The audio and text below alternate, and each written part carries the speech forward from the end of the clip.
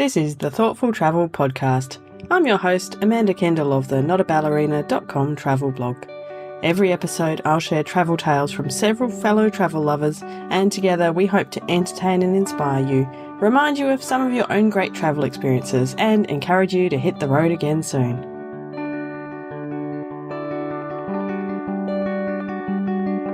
Hello and welcome to episode 326 of the Thoughtful Travel Podcast. It is my UK trip report, and it is a special episode because I have done this in conjunction with the fabulous Tracy Collins, and it's also being released on her UK travel planning podcast. So I would encourage all of you who are interested in UK travel to head over to UK Travel Planning. You can find it on all the podcast apps or at uktravelplanning.com because you'll get all kinds of info there and some great stories about travelling in the UK. But thank you so much, Tracy, for interviewing me for this particular episode. And it's been, it's a good chance to collaborate. I know I've been a little bit absent from podcast land the last few months. It has been a tricky year after losing my mum and all kinds of other things that come along with that. But it was a great chance to report back on my very, very special trip to England and Wales earlier this year. So without further ado, I will let you have a listen to that recording. This week, I had the pleasure of welcoming friend and fellow podcaster Amanda Kendall to chat with me all about her recent UK trip and to reflect on how being a thoughtful traveller enhanced her experiences before, during and after her trip. So without further ado, let's hear Amanda's UK trip report. Thanks for having me, Tracy. It is lovely to be here. I'm Amanda Kendall from the Thoughtful Travel Podcast, and I was lucky enough to be in the UK a couple of months back, earlier this year in April. And as a whole, our trip was centred on going to a dear friend's wedding, which was to take place in the Lake District. So as soon as we got this invitation, first of all, a very close friend, and second of all, like, how exciting to be able to go to a wedding in the Lake District. And we looked up the venue, and it was like, looks like a little castle of a hotel on the water. Like, this is just so perfect. So that was the reason, the impetus for that trip. I was traveling with my son, who's 14 and a mad keen footballer / soccer player. And so we knew we were going to start in Manchester, where he had actually been last year for a soccer trip.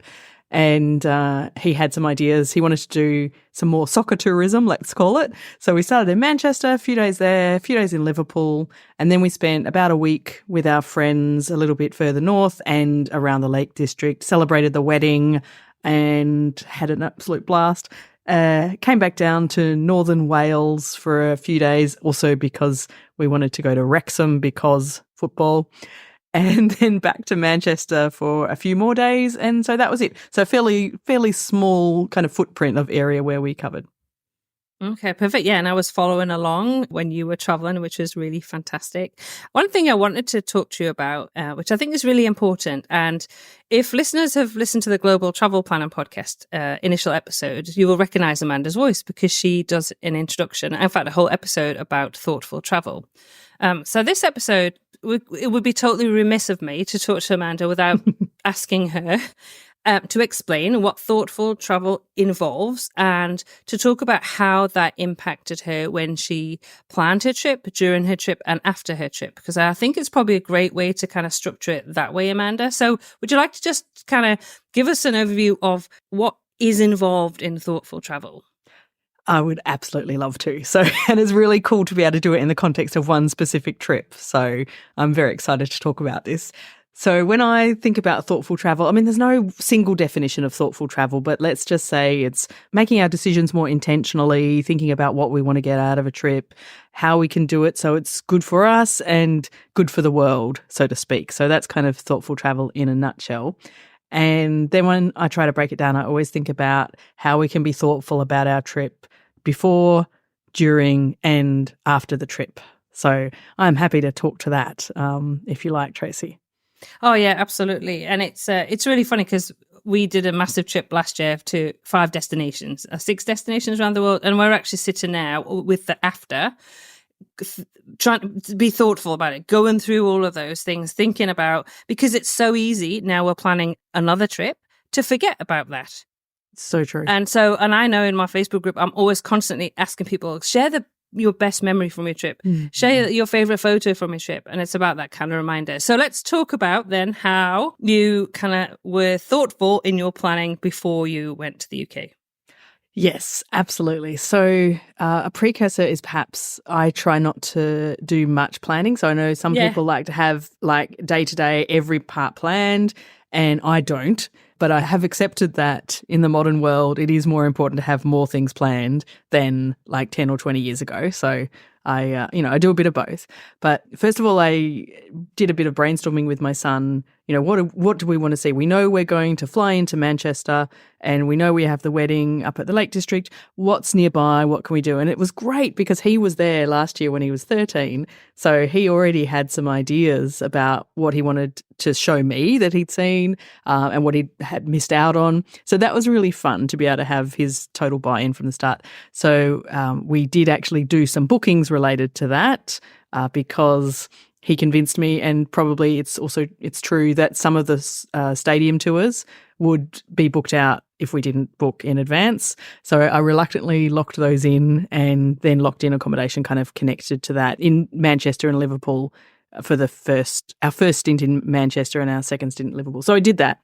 And then the other thing I usually do before a trip is lots of reading and watching, but not of like where will I go and what will we do, but stuff that's just connected, like stuff that's set in those destinations or movies, Netflix series, travelogues, or just novels or whatever, because I really feel that gives it just gives you a taste of it. Yeah, absolutely. Different perspective than kind of, you can go on YouTube and watch somebody walk around it and do those sorts of things. And I get that. But yeah, I totally am with you about reading a book set in that area. And there's so many fantastic UK TV series that you could watch. So, absolutely. Yeah. And that really gives you kind of the feel for an area and the nitty gritty of an area as well. Cause it's not prettified up, is it? Yeah. It's like real life. Yeah. But and it's not from a travel perspective necessarily, which I really like as well. So I didn't do as much as usual, I must say. Partly perhaps also usually I do a lot of language learning, but I thought I'll probably be okay with these guys. The odd accent, notwithstanding. But so I didn't do any language learning this time, and life had been a bit hectic, so I didn't do as much research. But I did happen to have a fabulous guest on my podcast not long before we left who is kind of an expert in Wales. Although she's American, she spent lots of time in Wales. So have a fabulous book, which I'll mention again later in my during the trip phase. So we've done all of that and just got some more ideas together about the kinds of things we wanted to do, and made contact with friends who we knew lived in the area, which is one of my very, very favourite things about travel and also the podcast and the blog is that I've made friends all over the world. And so I knew who I could talk to that we could meet up with and, just get the insider perspective of, where do you shop? Where do you live? What do you do every day? What's this city like from your perspective, which I think is so special. That's always such a privilege, I think, being able to do that. And we're doing the same. We're planning a trip to America in September, and I'm reaching out to all my friends in America going, so we're coming to Chicago, so we're coming to New York, so potentially do this. And now everybody's going to meet up with us and show us around. So I'm really excited about that. Oh, absolutely. It's just the best. So that's about all I did. So we had a whole week or so in the middle, maybe 10 days where I didn't have solid plans. I did rent a car because we realised we needed to kind of get to our friend's parents' place in Wigan and from here to there and a bunch of places that was just going to be, I'd much prefer public transport, but I realised it was just going to be quite restrictive if we did that. And so then I thought, well, once we've got a car, I'm not booking the rest of the accommodation because it means we can go anywhere. We can decide a day before, a couple of days before. We'll just kind of follow our noses a bit. And I had checked, it wasn't like massive school holiday time or anything. So I thought, we'll be fine. I know some people freak out at that. And I had a friend who actually volunteered. She said, look, I've got some spare time. I could book your accommodation for you, Amanda. And I was like, no, I could do. It's not the point. I'm okay. Thanks, though. She was so stressed by it. I know you asked in our Facebook group about that, and I think I did say to you as well that obviously it depended on time of year, and I do say to people, like, if you're going to London at Christmas, like, you need to book accommodation. If you're going to even the Lake District in August, June, July, you're going to struggle because it's super popular. Like Cornwall, super popular. Those areas, Isle of Skye, whenever you want to go to the Isle of Skye, it seems to be booked up forever. So those sort of places, you really have to be thinking ahead.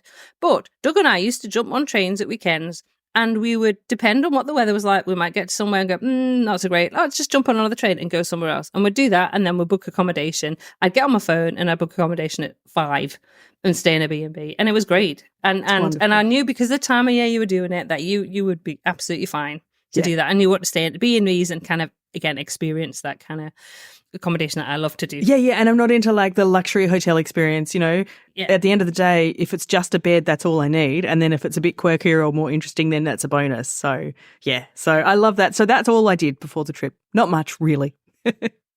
No, compared to sometimes some of the preparation. If you go into a country where you don't speak the language and that sort of thing, you need to do more. There's a lot more involved in that. Yeah. So tell me about during then. How, again, did you have that kind of thoughtful travel mindset when you were there?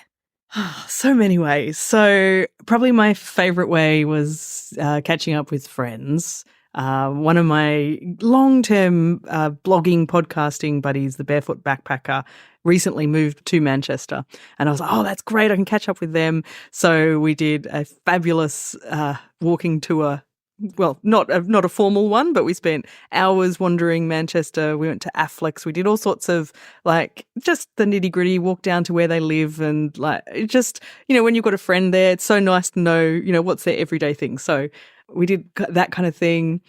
And obviously we also hung out with our friends whose wedding we were going to, and got to see, so our friend was marrying a man who grew up in that area. So we got to see, we went to his childhood home where his parents still live, and, that kind of stuff was just beautiful. And his parents were so welcoming, and that was, so lots of local people, which was, I know you can't always do that, but we made the most of our opportunities there. So that was one way.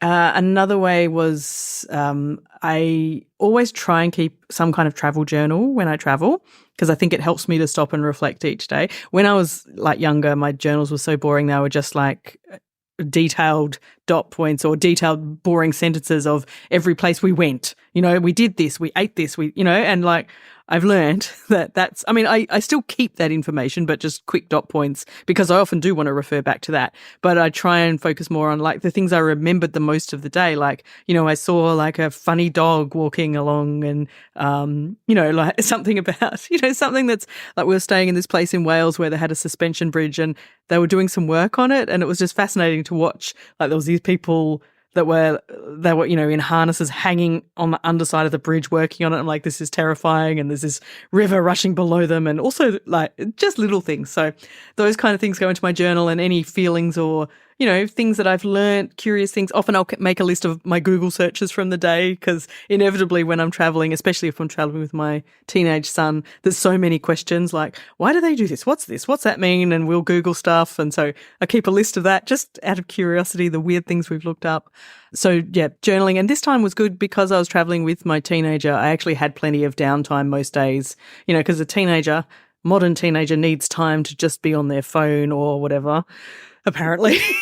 So it's good, because sometimes I travel with with my good friends, and then we're spending all our spare time talking, and I don't do my journaling. So that was nice.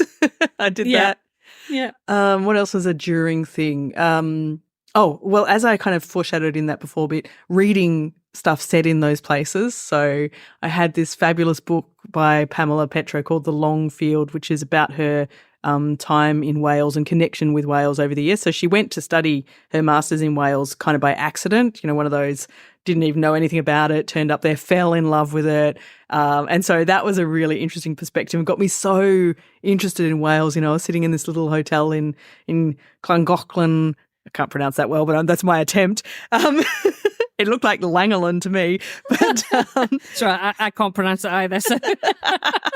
But, reading about her experiences, and it just, because I hadn't known much about, Welsh culture and Welsh language, and just learning more about that in this, fascinating book.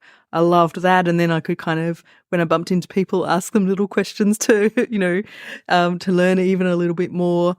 What else did we do that was thoughtful during the trip? I kind of mentioned that we would always spend several nights in every place, so I'd never want to stay somewhere just one night unless there's like a very good reason. But usually 2 or 3 nights, even on this trip, just to get to know the rhythm of a place a little bit. I'm in a perfect world, I would stay everywhere for weeks at a time. Sadly, life prevents that. Wouldn't we all? I have to ask you, because you know something, we were a bit remiss here because we talked about language learning and you were in Wales. That's true, actually. I should have learned some Welsh. Well, the reason I'm saying that is because Doug spent some time in North Wales last year doing some research, and he came back with a full vocabulary. I was quite proud of him. He actually learned some before he went, and he practiced it when he was there, and he came back, and I was like, wow. Yes. So that would be, that's something I was thinking about. Not only that, because I'd love to read that book, because I was on that same podcast episode on your podcast. That's right. Talking about language learning. So, yes, exactly. and I was fascinated because Wales, I was like, wow, that's so unusual. Yeah. So yes, I'd like to read that book for sure. Yeah, you're right. And I in hindsight, I wish I had done more of that. And since we came home, one of the YouTubers that my son follows, actually, I didn't even know. I thought he was English. Turns out he's Welsh. Sorry. And he had this series of videos where he went to somewhere in South America, I'm not sure now, Argentina, somewhere where there's a big Welsh community, somewhere in South America. I don't think it's Argentina, maybe it's more east. Anyway, some country in South America, I'm so sorry, where there's a really significant Welsh community. And he went there on these series of videos we watched, and he'd found all these people he could speak Welsh with and I was like, there's just so much more to this culture than I knew about. So now I just want to go back again, to be honest. So I would have to learn some more. I think you should, and a little bit of Welsh. We'll both learn a little bit of Welsh next time. Before, I'm not sure when I'm going to Wales next, but yes, that after Doug kind of showed me up with his excellent Welsh, I was like, wow. Good on him. Yeah, I know. I was very impressed. Absolutely. Yeah. No, that is very impressive. So yeah, I was remiss there. What else did I do? I guess the other thoughtful thing was just having in mind my kind of thoughtful travel principles wherever I am and whatever I'm seeing, and following my nose, following rabbit holes, and just I try not to be a ticker box. I'm here, so I have to see X, Y, and Z sites kind of traveler.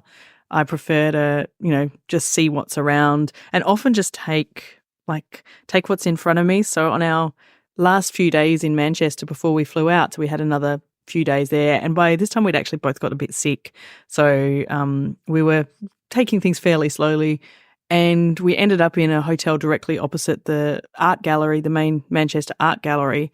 And my son was particularly not, fairly unwell that day. He didn't need supervision, but he didn't want to go out, so I was like, okay, well, I'm going to the art gallery.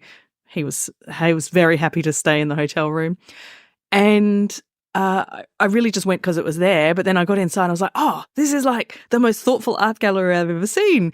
And they'd done all these really interesting things just in the last 2 or 3 years mostly, where they'd like recurated some of their exhibitions through like modern, very thoughtful lenses, like colonialism. So they got a bunch of paintings that were basically kind of really like, hey, look, we're the great colonialists, and they'd reinterpreted them and put really interesting captions next to them to say, hey, this is what was it like at the time, and now we think this, and that kind of thing. And then there was one gallery where they reinterpreted kind of climate change issues, but just using their old collection, like paintings they'd had for 50, 100 years, and then put this other lens on. It was so interesting. And then one more where they had actually got collected everything that the curators had put together to put this exhibition on, including the post-it notes and the drawings and the sketches and the some transcriptions from the discussions they'd had, and put that as part of the exhibition as well. So that was super fascinating and really, really thoughtful. So big tick to the Manchester Art Gallery. Yeah, that does sound amazing as well. And I also love the fact that, sometimes you can have your plans if that's where you want to travel, and and I'm very much I like to know what I'm going to see. So I kind of travel with that gun. I really would like to go and see X, Y, and Z, but also have the flexibility to, if something crops up, I can go, actually, I want to spend some more time here, or I want to go and have a look at that particular place, or this looks interesting, I'm going to wander into this church, or whatever. Having the ability to do that, I think it is important. And also, like you say, just what you discovered by kind of wandering across the road. It was like, a total gem that you didn't expect. Yeah, and it didn't say that online anywhere that it was this amazing place. I just looked it up and it's just an art gallery. But actually, it was way more. So I've been telling everyone about that. That's like probably my biggest tip that I've been giving people is, you have to go to the Manchester Art Gallery. It's amazing. And maybe it's just very specific to me that I would like it like that. But I loved it. It was amazing. So.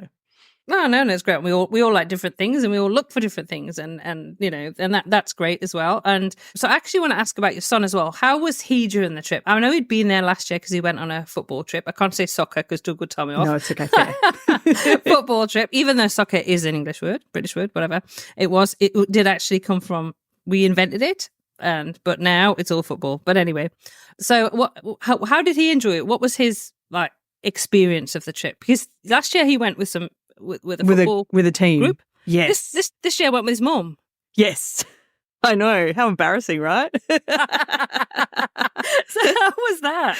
No. A teenager doesn't always want to hang out with their mum the whole time, but the friends that we caught up with, he got along really well. Some of them he knew, some he didn't. He got along really well with all of them. And I think he's been raised a traveller. He's a very curious teenager and loves to meet all kinds of different people and, learn from them, I think, and just, see how people live. So those parts especially were good. And I was very careful to make sure that we had a fairly heavy soccer/football rating in some of the things we were doing the rest of the time. And I found them interesting too. So he would enjoy a stadium tour for different reasons to me. For me, often in their museums or in the guides would be these old guys who'd been, attending matches there since they were 5 years old or probably before and stuff. And they would have amazing stories. So I loved hearing all of that. And he was probably less interested in that and more in, getting down near the pitch or whatever, seeing his idols, big, pictures of his idols or whatever. So, yeah, I think that kind of compromise approach worked really well. And, and he had a great trip. At the wedding, he was on the dance floor till midnight. So I reckon he was having a good time. Well, it sounds like it. So since you've been back, so it was April, May that you were there, wasn't it? Yes, so a few months ago. Yeah. So since you've been back, how have you used the kind of thoughtful travel ideas to be thoughtful when you're reflecting back on your trip? So I think one of the things about being thoughtful after your trip, well, one of the most important things is extending the memory of it, I suppose. So, obviously because we live together and the two of us went, we often will talk back about, remember we did this or remember we did that. And I love being able to do that. I've also got a good chunk of friends who are always really keen to hear about my trips. Plenty of people don't want to hear. That's totally fine. But there are some who will be, and I was like, yes, look at this, and here's what we did. And we've got photos pinned up. I print some photos. We don't do that often enough these days, but I love to do that because they're just, you walk past them on the wall and yes, you're, transported back there.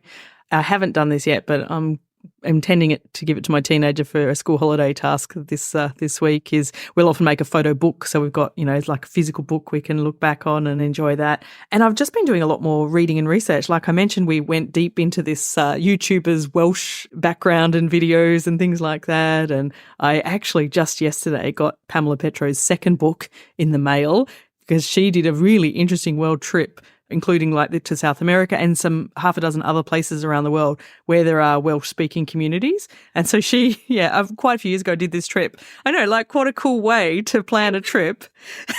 And so she went to speak Welsh all around the world, which is so unique. So I'm looking forward to reading that and, learning more about the Welsh cultural side of things. So yeah. I just love that. I have to say, Amanda, I absolutely love that. I just love that. It's just fabulous. Absolutely fabulous. So, I need to read a first book before I got the second one, but I'm already hooked just at the idea of it. It's just fabulous. I know, absolutely right? Fabulous. Yeah. I mean, I'm also curious now to know how many Welsh-speaking communities there are around the world. I know, right? Who knew? I did not know, so.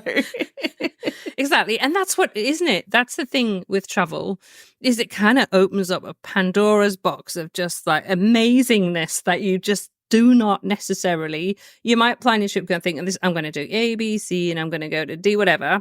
And then along the way, you meet people, you talk to people, you have experiences that you can't plan for, they just happen. when you're, at the pre-planning phase, I know in our Facebook group, and we help people with consults, like we make friends with people. We just love it. It's fantastic, and then when they travel and sharing those memories, talking about what's happening. And I guess I'm facilitating that through the podcast as well, because we have so many guests that come on and do their trip reports. And we've actually been told, and it's lovely, for a lot of our guests who've been on the podcast, like, I have this in perpetuity now. It's a souvenir, isn't it?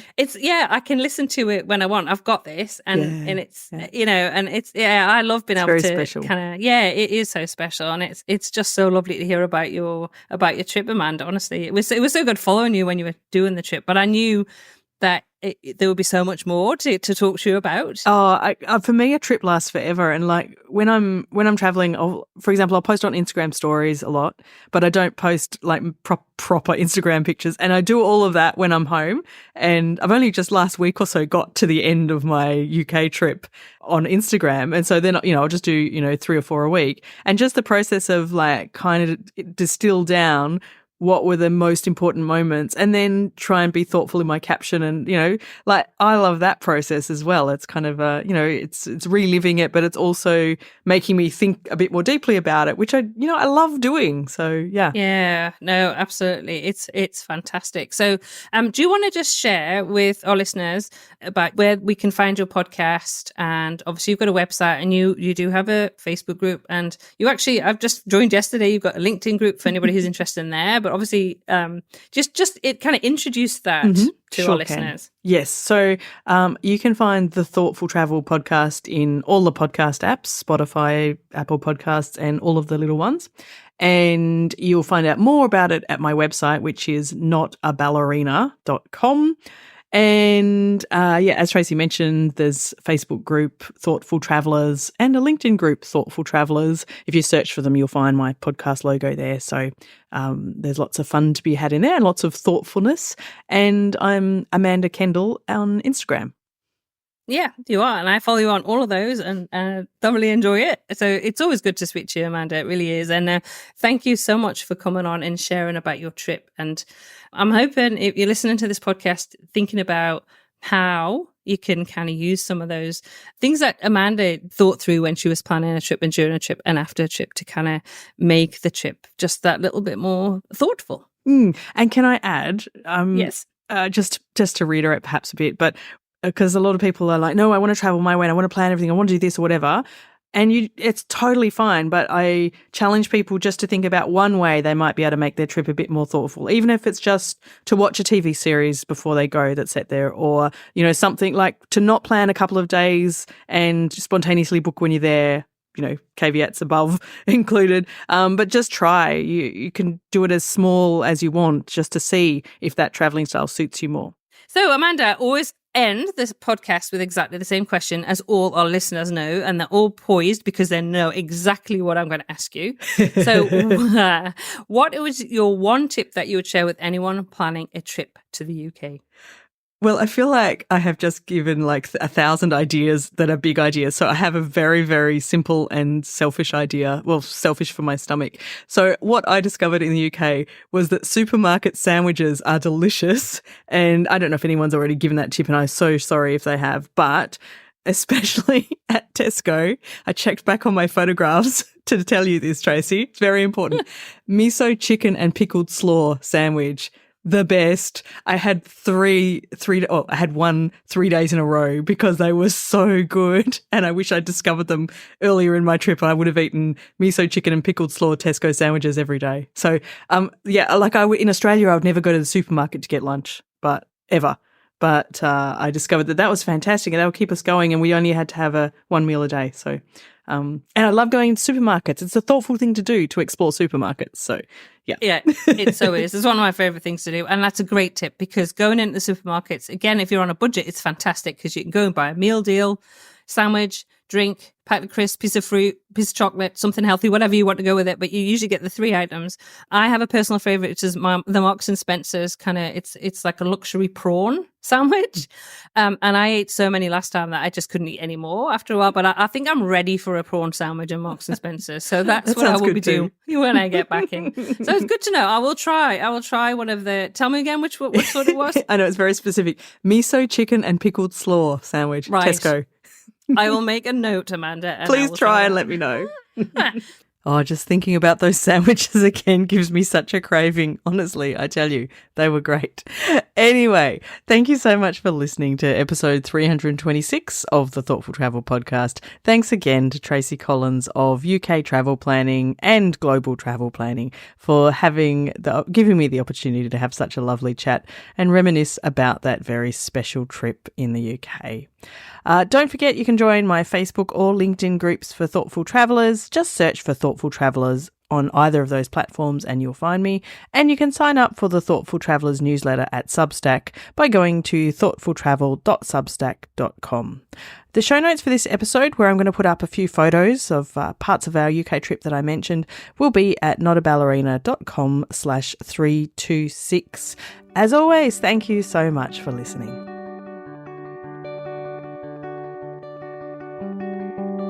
This has been another episode of the Thoughtful Travel Podcast. Show notes and other information are at notaballerina.com/podcast. Join me again soon for another chat about why we travel. Bye for now.